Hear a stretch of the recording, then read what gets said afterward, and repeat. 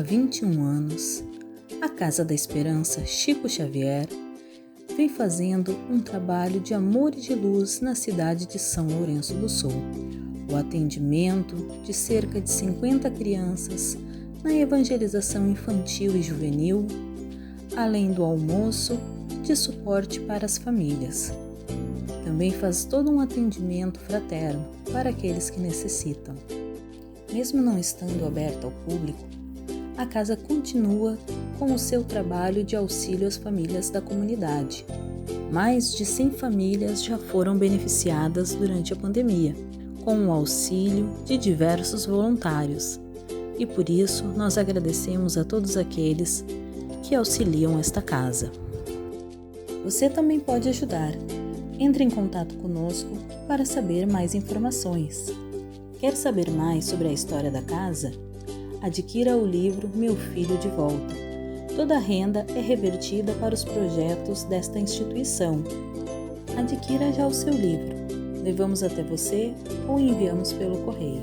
Agradecemos a todos os amigos que se fazem presentes virtualmente neste momento na nossa casa. A Casa da Esperança Chico Xavier agradece a cada um de vocês.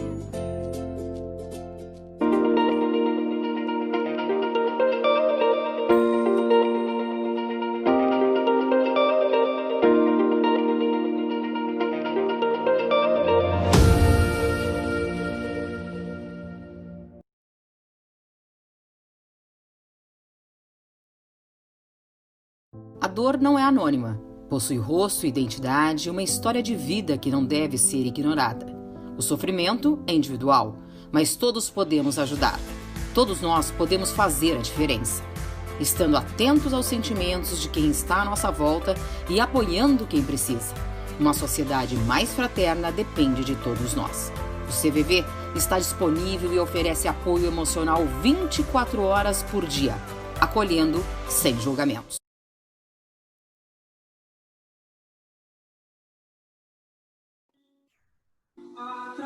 Meus queridos, boa tarde, irmãos e irmãs, já estamos aqui online. Coloquei uma música aqui do nosso querido amigo Júnior Vidal, ela se chama Confia, tem tudo a ver com o tema que a gente vai falar um pouco hoje. Vamos esperar um pouquinho para os irmãos irem entrando, de modo que a gente consiga ir harmonizando o coração com essa música do nosso amigo, tudo bem? Desejo uma boa tarde aos irmãos que estão aí entrando. Daqui a pouco a gente inicia o nosso bate-papo aqui, tudo bem?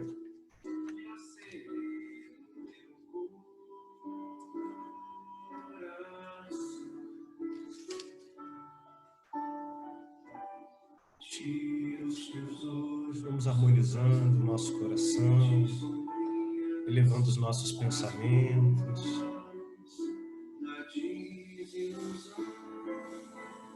Controlando a nossa respiração.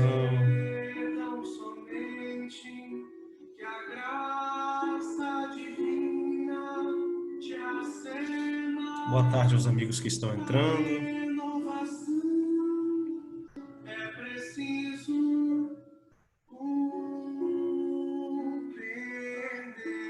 Boa tarde, irmãos e irmãs. É preciso compreender que o melhor sempre se dá. Confia e segue sem esmorecer.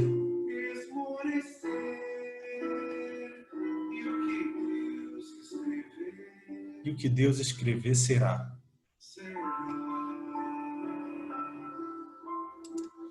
Bom, meus amigos, que a gente deixe essa música do nosso amigo Júnior Vidal nos inspirar nesse encontro de hoje.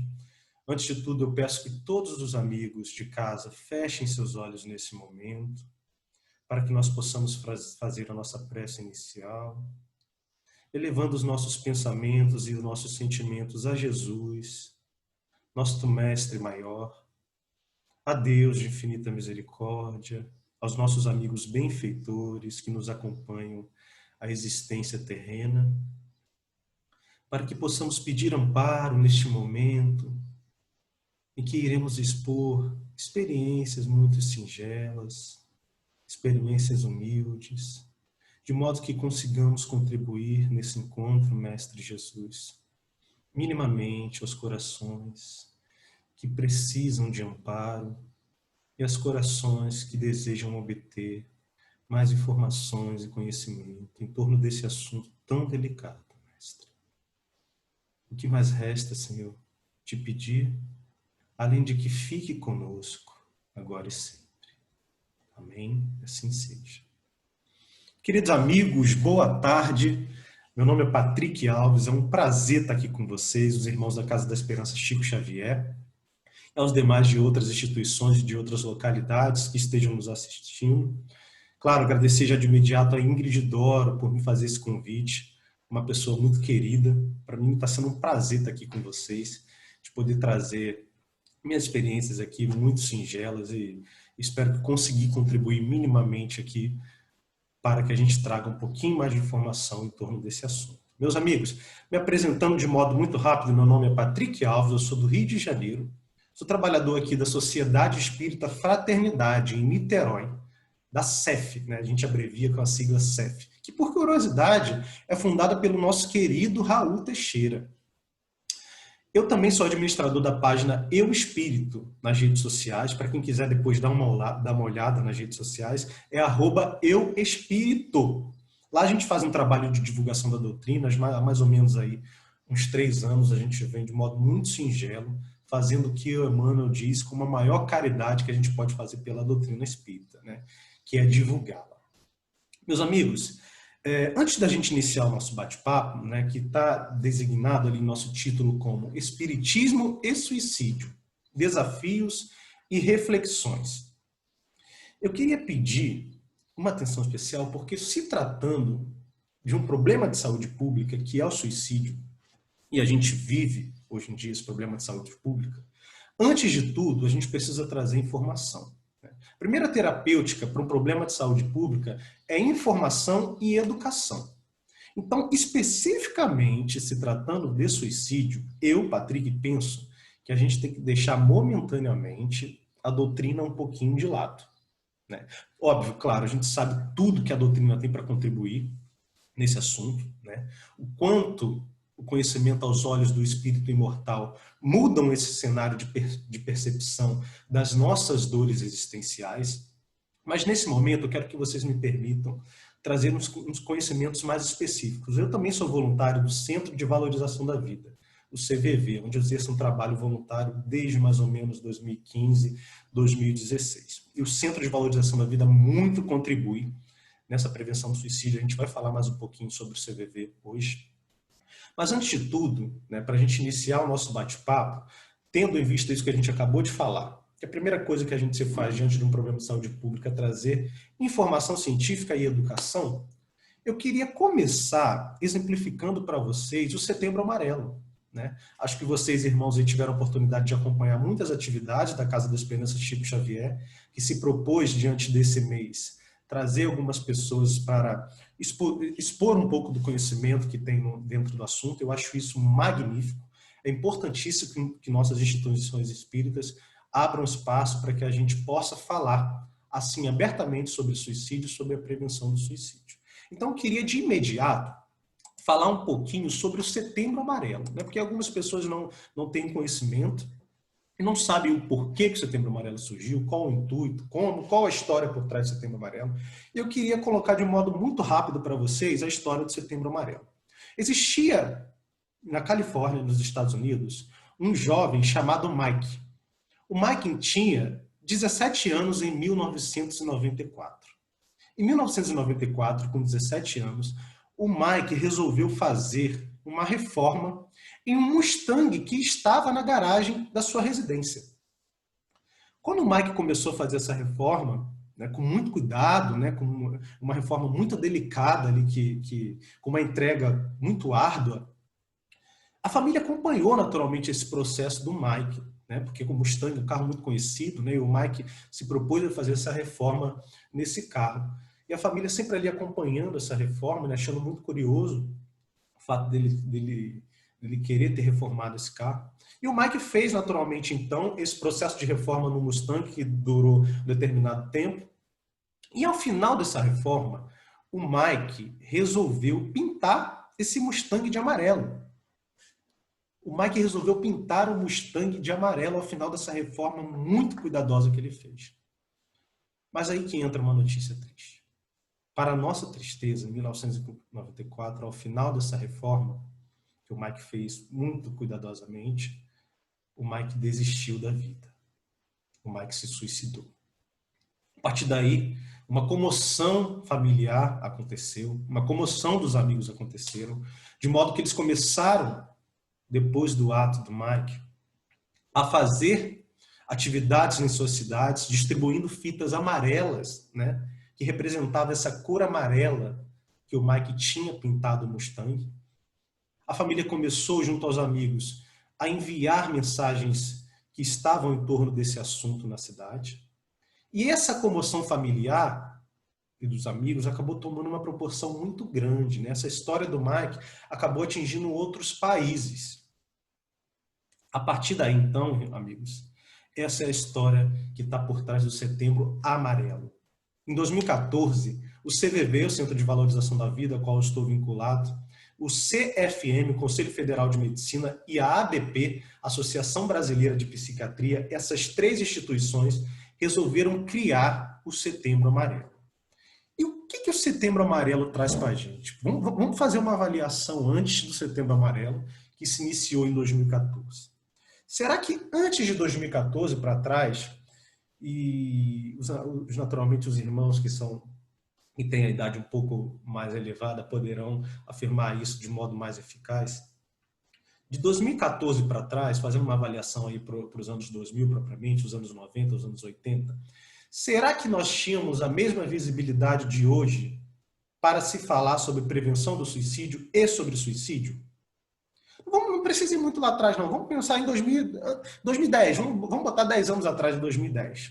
Será que as nossas instituições espíritas abriam as portas e os eventos para se falar sobre prevenção do suicídio de modo aberto dessa forma? Eu penso que não. E é aí que o Setembro Amarelo chega, gente. O Setembro Amarelo foi criado com o intuito de trazer informação e de educar a sociedade a um problema que é saúde pública. E como a gente já falou lá no início da conversa, qualquer problema de saúde pública, como se trata inicialmente? Com informação e educação.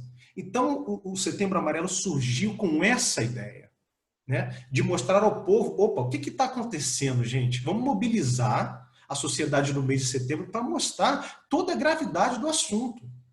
Vamos mostrar para a sociedade como deve se abordar o assunto, como a gente deve tratar, como buscar ajuda, como oferecer ajuda. Então, a partir de 2014, começou-se a haver essa comoção no mês de setembro. E hoje a gente tem ganhos grandiosos de lá para cá, nesses 6 anos que já temos de campanha. E o dia, naturalmente, estou me recordando aqui agora que o Dia Mundial de Prevenção ao Suicídio é no dia 10 de setembro, por isso setembro também, né? Naturalmente, de lá para cá, nesses 6 anos, a gente já tem ganhos enormes, né? A gente, de fato, conseguiu abrir mais esse leque informativo, né? Apesar de ainda ser o tabu, a gente ainda pode melhorar bastante, né?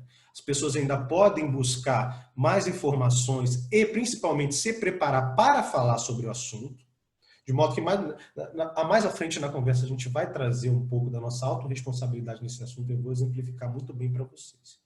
Então, sem me estender muito, meus amigos, foi esse o intuito do Setembro Amarelo. Agora, a gente está começando a fazer umas avaliações de tudo que a gente conquistou até hoje de Setembro Amarelo, né? Os especialistas do assunto, os profissionais da saúde estão começando a fazer uma avaliação para ver aonde a gente quer chegar, né? Porque tendo conseguido essa mobilização do mês de setembro, o que a gente precisa agora? É mobilizar a sociedade em todos os outros meses do ano. Porque os números são gravíssimos, então não basta uma mobilização mensal para que a gente possa ter números eficazes de diminuição nos casos de suicídio. Percebe? Então, está começando a haver essa avaliação das conquistas que nós tivemos até agora, porque o contraponto disso é que também existem pessoas que se sentem afetadas com o Setembro Amarelo, desculpe.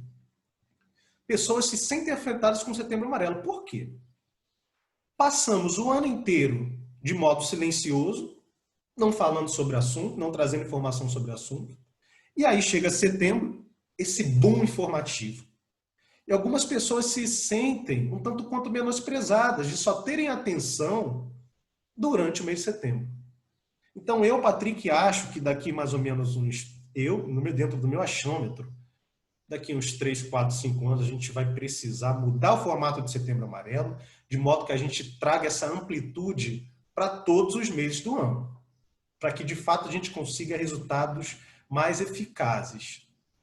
Compreende, meu amigo? Meus amigos? Deu para pegar um pouco do ponto do Setembro Amarelo?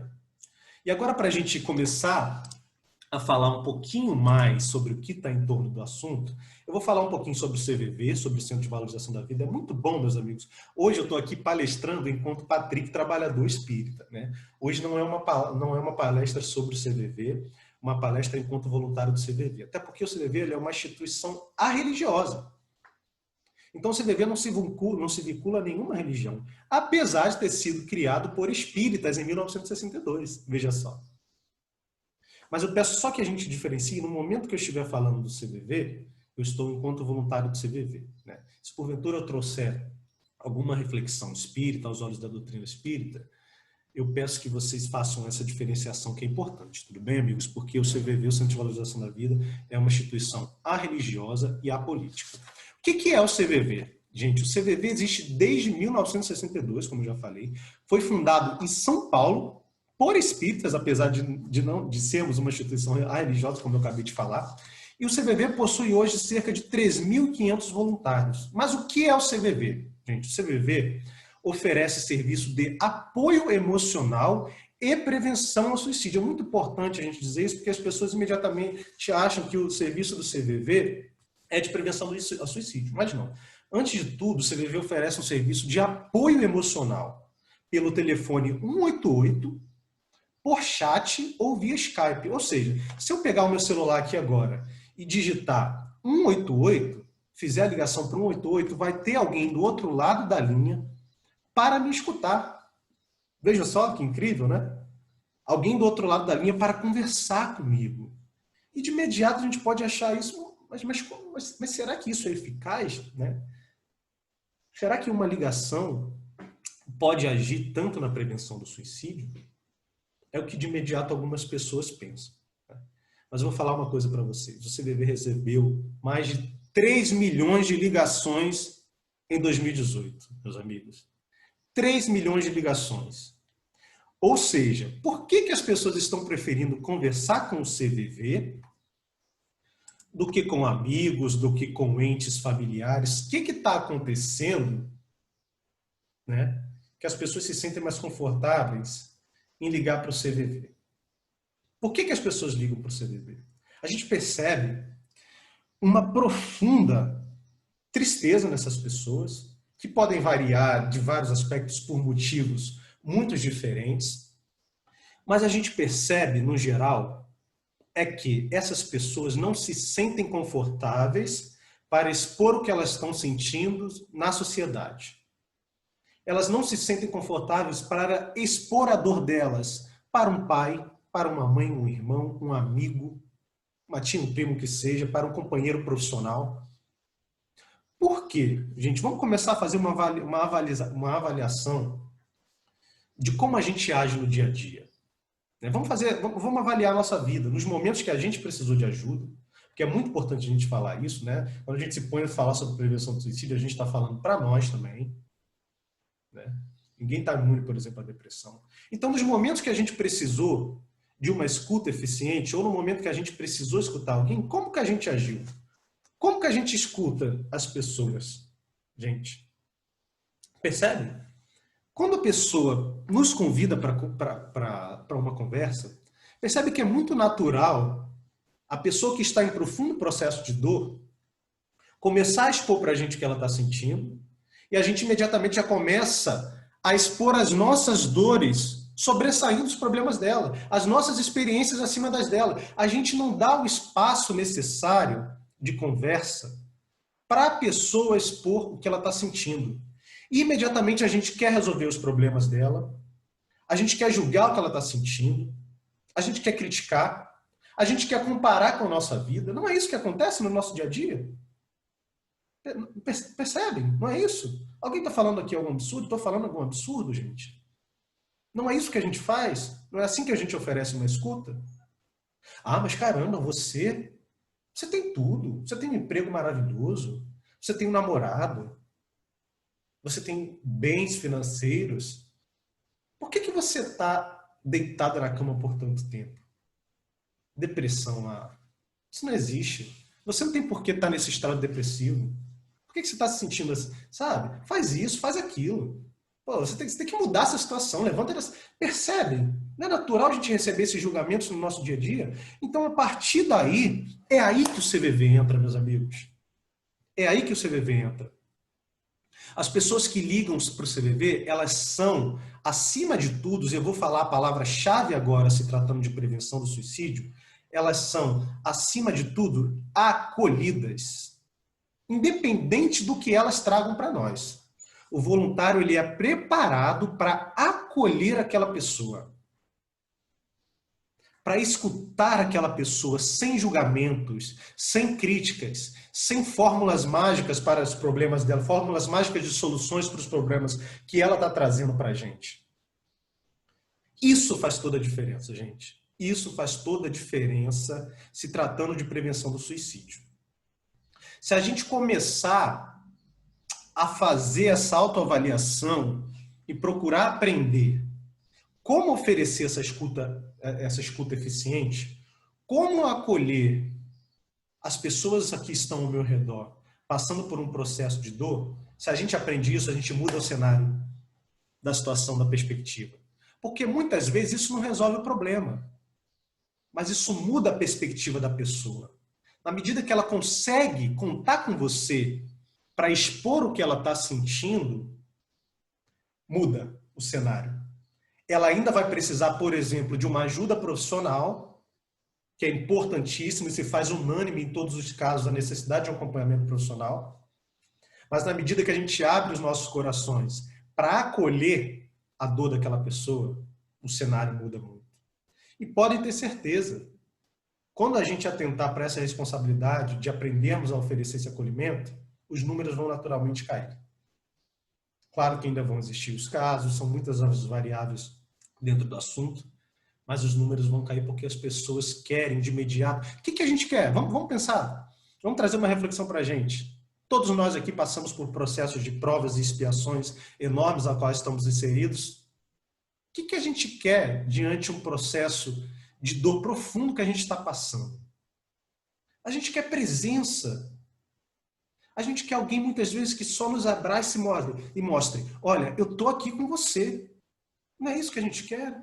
Não é por isso que muitas vezes a gente procura nossas mães e ela não precisa falar nada para que a gente se sinta confortável ali ao lado dela? Estão conseguindo perceber, gente? A autorresponsabilidade que a gente tem nesse quesito.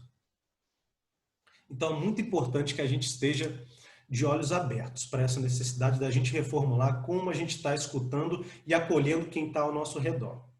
Porque a gente sabe que quando a gente está sofrendo, o que a gente quer é presença. O que a gente quer é acolhimento. Não é alguém que nos julgue ou nos dê direcionamentos do que eu devo fazer, isso e aquilo.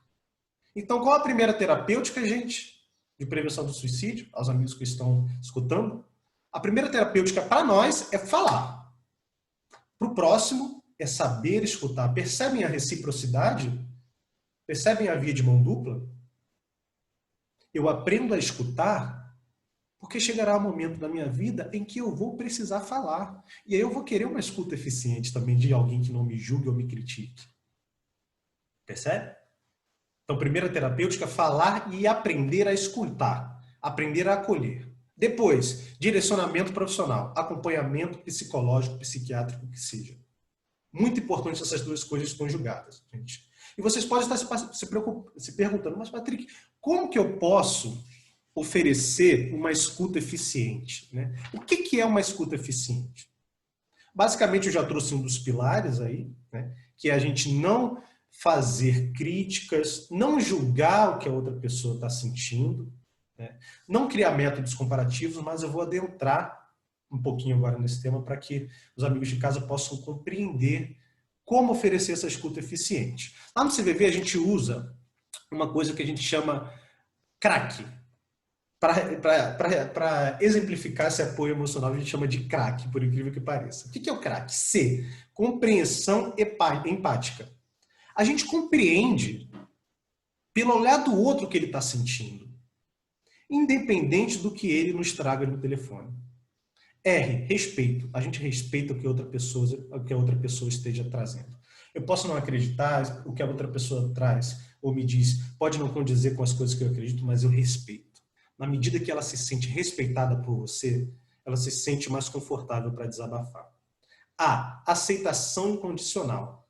Eu aceito incondicionalmente a realidade daquela pessoa. C. Confiança na tendência construtiva da pessoa. A gente confia que, apesar de tudo que ela está passando e me mostrando naquele momento, ela tem uma tendência construtiva.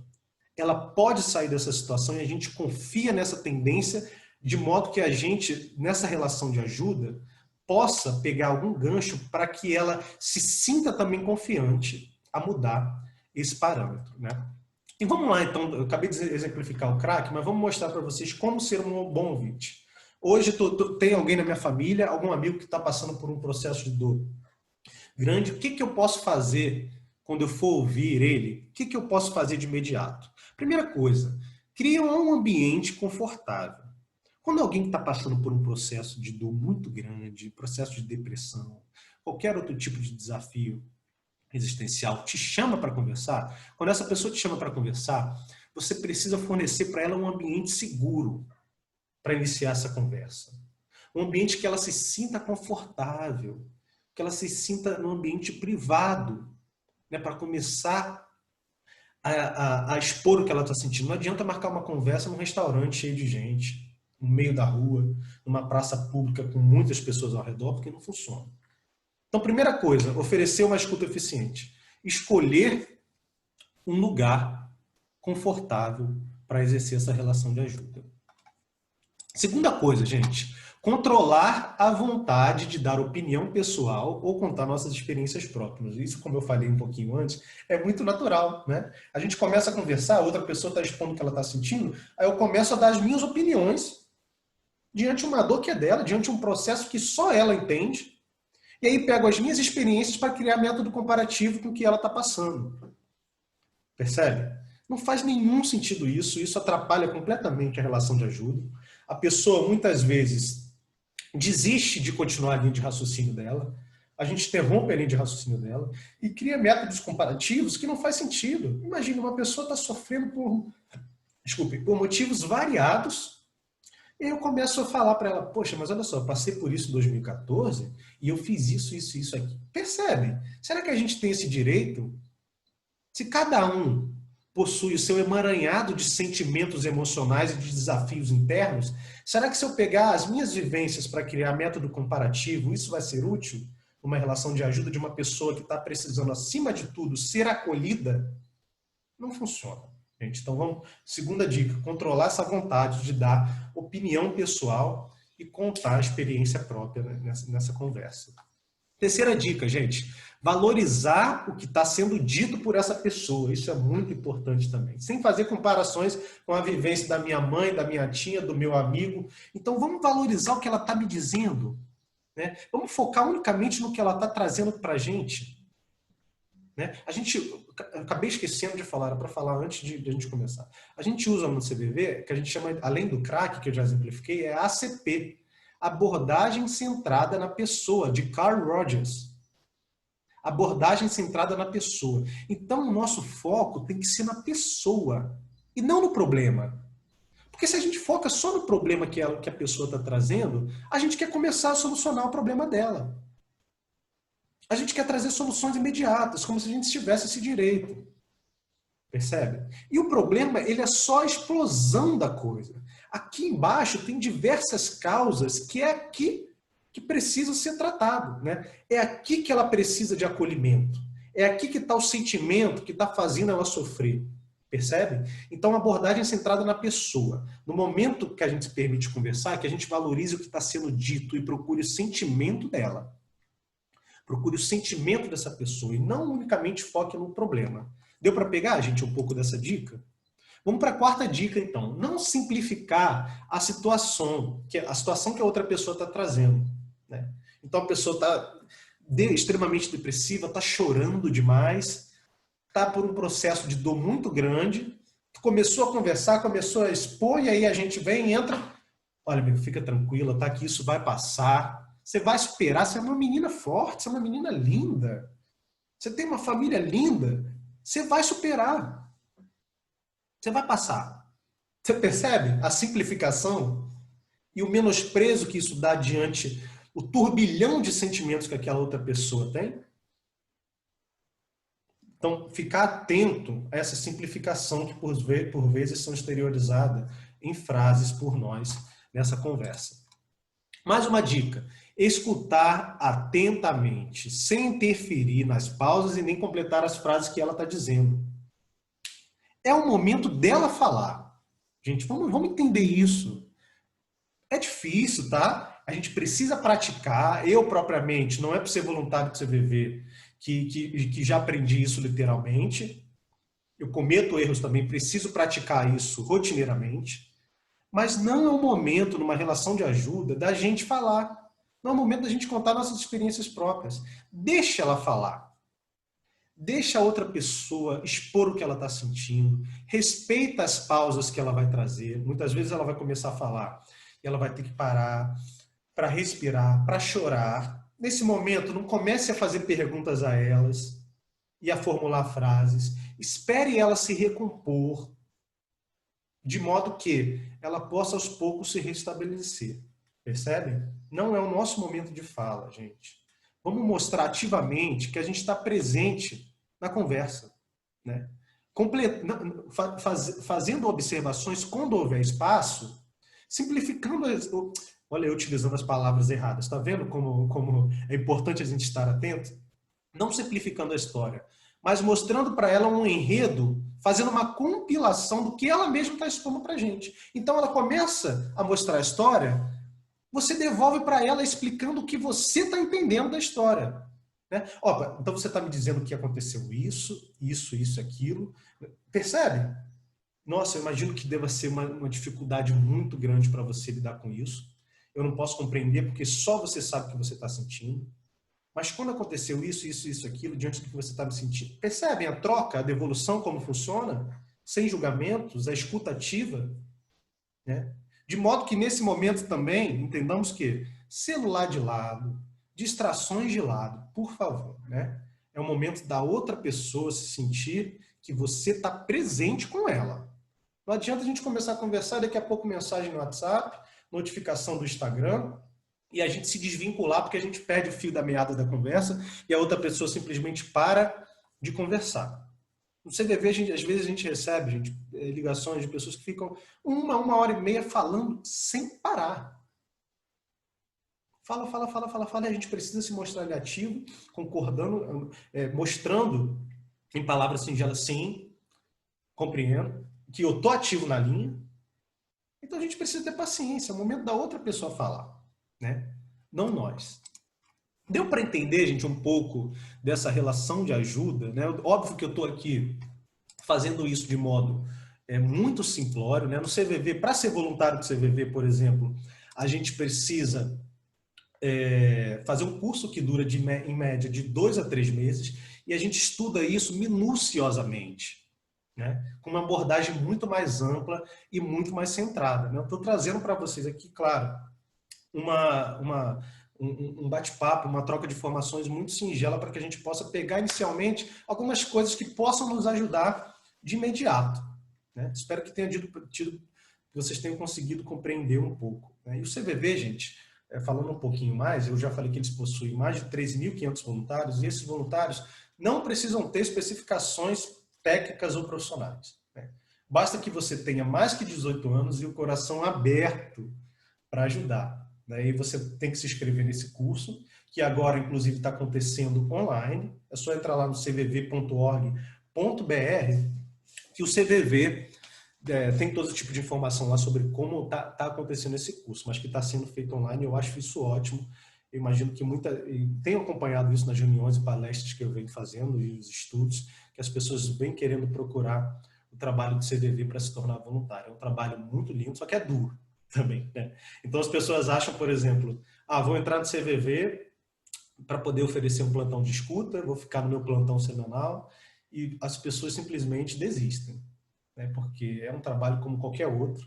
A gente tem uma série de reuniões mensais, a gente tem um processo de estudo interno muito grande, então é algo que toma o nosso tempo. A gente precisa se abdicar da nossa vida pessoal para trabalhar no CVV, né? Então, se você tem mais de 18 anos, você que está assistindo e deseja ser voluntário do CVV, entra lá no cvv.org.br, que lá vai ter todas as informações, né? Basicamente, de início, o que a gente faz é esse curso, que dura uns 2 meses em média, para que a gente se torne apto a oferecer esse atendimento por telefone, ou por chat, como eu já falei, ou por Skype. Por chat, é preciso um tempo de maturação. Primeiro você tem que ir para o telefone, né, para depois fazer esse atendimento por chat, depois de 6 meses, se eu não me engano, né?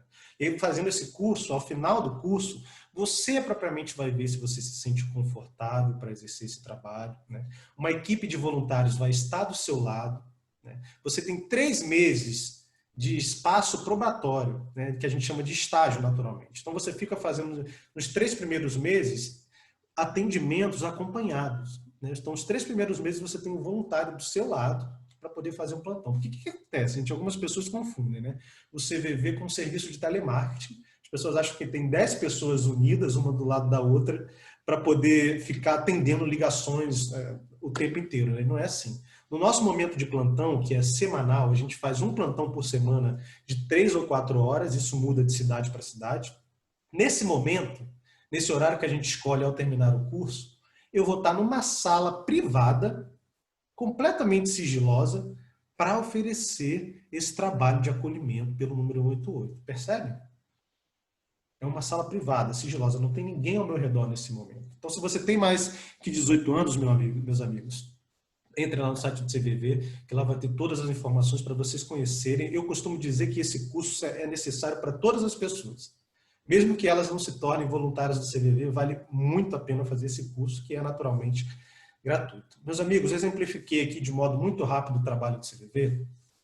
Agora eu queria, claro, trazer algumas reflexões em torno da doutrina espírita. Eu não me ative a trazer muitas informações sobre números científicos do suicídio. Imagino que outros companheiros que aqui fizeram palestras na Casa da Esperança Chico Xavier já trouxeram essa temática, já trouxeram essas especificidades em números científicos, né, do que está acontecendo no mundo, né, para que a gente fique atento, né. Eu trouxe aqui de modo muito singelo o que a gente pode fazer de imediato, como eu já disse, que é acolher as pessoas que estão ao nosso redor, né, rememorando aqui que eu já falei que é muito importante. De imediato, gente, percebemos uma pessoa que está passando por um processo depressivo, está em dor. O que a gente faz? Acolhimento. Presença na vida dessa pessoa. Olha, eu estou aqui com você. Isso que você está sentindo vai passar.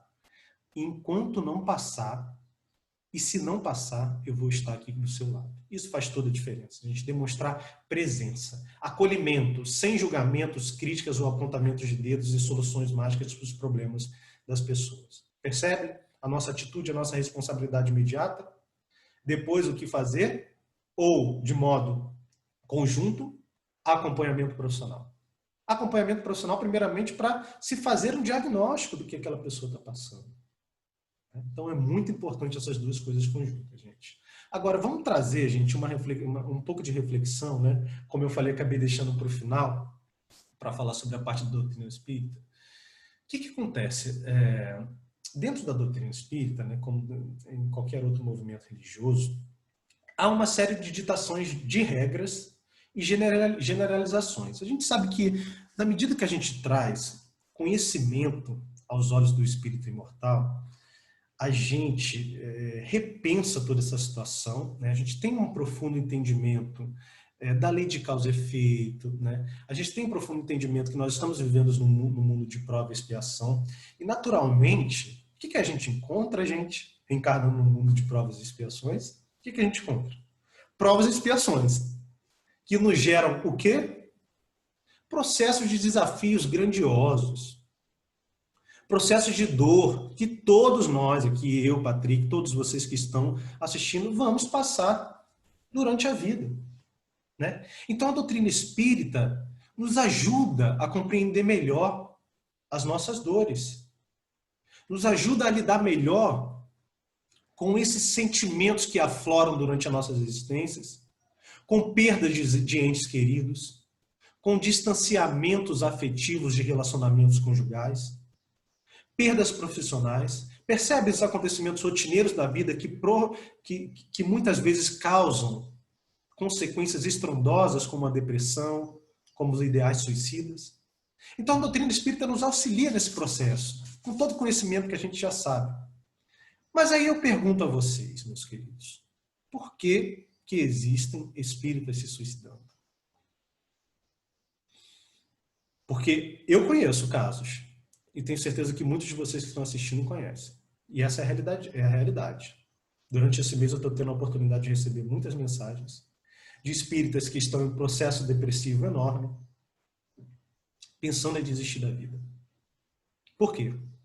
Se nós temos conhecimentos tão preciosos de livros sensacionais, de livros que nos mostram a realidade no mundo espiritual, dos danos que o suicídio pode nos causar ao nosso perispírito, às nossas encarnações futuras, por que sabendo disso tudo, ainda assim, os espíritas estão pensando, alguns espíritas estão pensando em desistir de tudo? Por quê? Então eu pergunto a vocês, será que o que a gente tem que fazer ao diagnosticar uma pessoa passando por um determinado processo de dor depressivo ou com pensamento suicida? Será que ao percebermos isso, o que a gente tem que fazer é dar um direcionamento doutrinário para ela? Será que a gente precisa pegar o Memórias de um Suicida, da nossa querida Ivone Pereira, e dar para essa pessoa? Será que é isso que vai fazer diferença? Pode fazer diferença. E eu conheço casos específicos disso. Eu conheço uma pessoa que eu estava com o livro na mão, ela chegou para mim e falou: olha, Patrick, Memórias de Suicida salvou a minha vida. Pode acontecer. Ninguém tem dúvida disso. A gente sabe tudo que a doutrina espírita tem para contribuir. Agora, qual o ponto central, gente, que a gente precisa reformular no movimento espírita, nas nossas instituições espíritas? O que a gente precisa reformular? O que a gente já falou na conversa? Que a gente precisa oferecer a quem está passando por um processo de dor?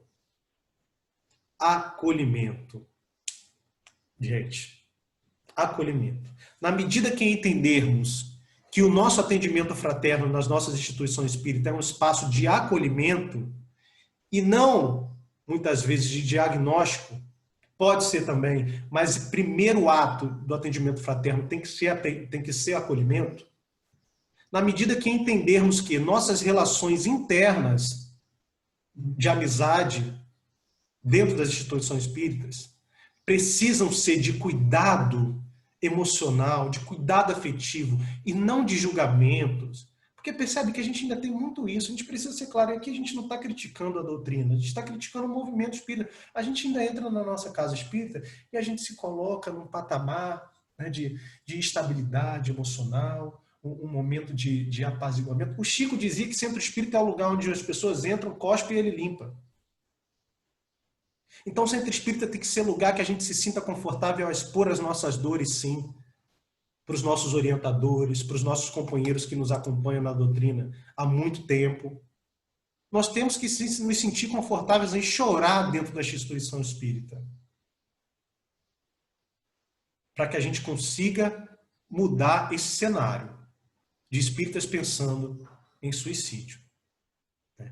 Então, na medida que a gente oferece para essa pessoa, dentro da doutrina espírita, o atendimento humano inicialmente, depois disso, a partir do momento que essa pessoa se sente acolhida, aí, meus amigos, aí, claro, naturalmente, a gente pode fazer os direcionamentos necessários. Os direcionamentos de tratamentos espirituais, que em muitos casos são importantíssimos.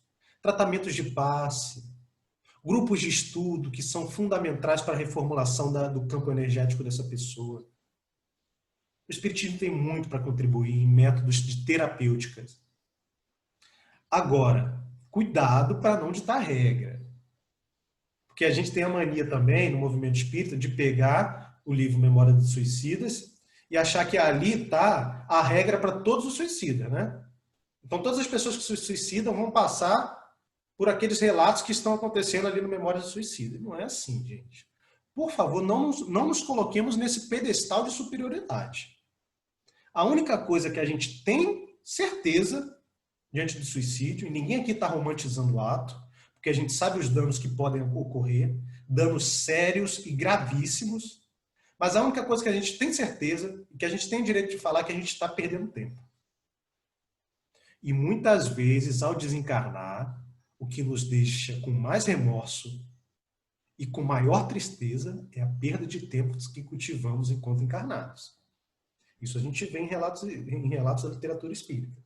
Espíritos que desencarnaram e se viram profundamente constrangidos pelo tempo que perderam na vida. Né? Então, será que o que queremos hoje é adiar o que a gente já vem tentando há muito tempo? Adiar a nossa elevação espiritual?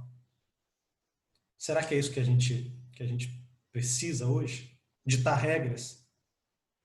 Generalizar o caso? Percebemos uma pessoa depressiva? Tá passando tá com processo obsessivo. Tá com depressão, tem obsessão, tem o espírito obsessor do lado. E será que Dona Ivone, eu costumo perguntar isso, Dona Ivone Pereira, então, estava sendo obsediada, né? Porque a Dona Ivone Pereira, ela tinha tendências suicidas, que ela trazia de outras existências passadas, a qual ela tinha cometido suicídio. Então, não vamos ditar regra, gente. Resumo aqui para vocês. Vamos lá, gente. Me olhem nos olhos agora. Não vamos ditar regra, tá? Vamos fazer o que no movimento espírita de imediato? Acolhimento humano. Eu estou aqui com você. Eu estou contigo nessa dor. Vai passar. E se não passar, eu vou estar do seu lado.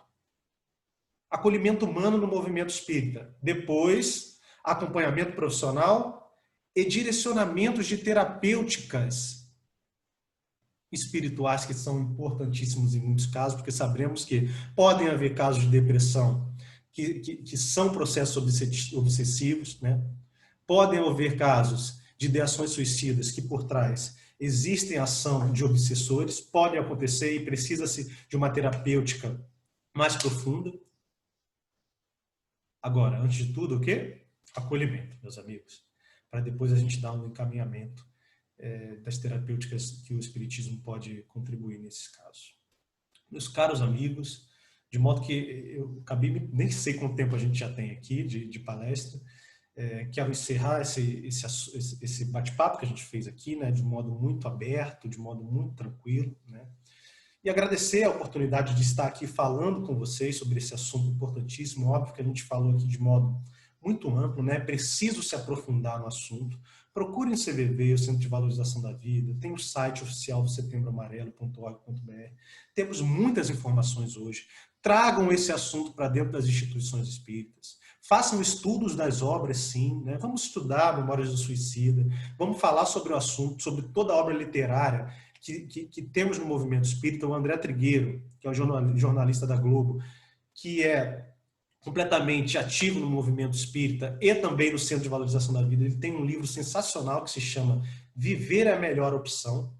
Ele começa a trazer lá uma série de abordagens científicas, de informativas, e no final do livro, para você ver a importância do espiritismo, ele ressalta lá em dois capítulos, se eu não me engano, ou dois ou um pouco mais, a visão espírita sobre o assunto e como o espiritismo pode contribuir. Então, muito obrigado, queridos, pelo convite. Qualquer coisa, me procurem, viu? Entrem lá no @euespírito, me sigam lá e mandem mensagem para que a gente possa continuar conversando, interagindo e, o mais importante de tudo, levando a doutrina para as pessoas e levando conhecimento informativo. Muito obrigado, queridos. Foi um prazer estar aqui com vocês. Nesse momento, eu peço que todos fechem seus olhos. Respiremos fundo. Agradeçamos a Deus por mais esta oportunidade. Aos nossos amigos benfeitores, para que nos acolha neste momento de prece. Pedimos especificamente, Pai, para cada um de nós, particularmente com seus desafios existenciais, com as nossas dores, com nossas saudades, com a nossa própria solidão. Pedimos, Mestre, que nos acompanhe nestes momentos difíceis da existência, Mestre, e conduza a nós e aos amigos que estão em algum estado depressivo de profunda dor e solidão, idealizando o pensamento suicida. Conduza até esses irmãos, Mestre, os nossos amigos benfeitores, de modo que eles possam intimamente, Mestre, tocar de modo sutil no sentimento deles. De modo que Deus, nosso Pai, consiga, em suas manifestações sutis, lembrar para eles a importância da vida, a importância de seguirmos firmes, mesmo diante tanta dor, mesmo diante tantos desabores, Mestre. Interceda na vida desses irmãos, Senhor Deus. Se manifesta, Mestre, pelos seus instrumentos angelicais, pelos seus instrumentos humanos. Direciona uma mensagem confortante por uma página de um livro. Pelas mensagens inarticuladas da natureza, mostra a eles, Mestre, que você está particularmente presente na nossa vida, nos acompanhando em cada processo de dor que vivenciamos. Obrigado, Mestre, Senhor Jesus. Obrigado por esta prece.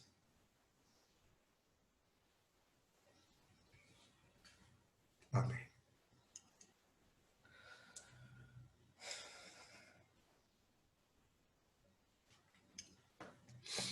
Peço desculpa aos amigos. Tem sido durante esse mês. Todas as preces finais eu tenho me emocionado. Quando a gente encara de frente essa realidade, quantas pessoas estão sofrendo em silêncio, e a gente se propõe por uma prece tão sincera a pedir ajuda, é muito difícil que a gente não se emocione. Meus amigos, obrigado pelo convite. Estamos juntos nessa caminhada. Por favor, amparem os seus irmãos que necessitem. E se amparem também, pois todos nós precisamos. Até a próxima, queridos. Vejo vocês em breve.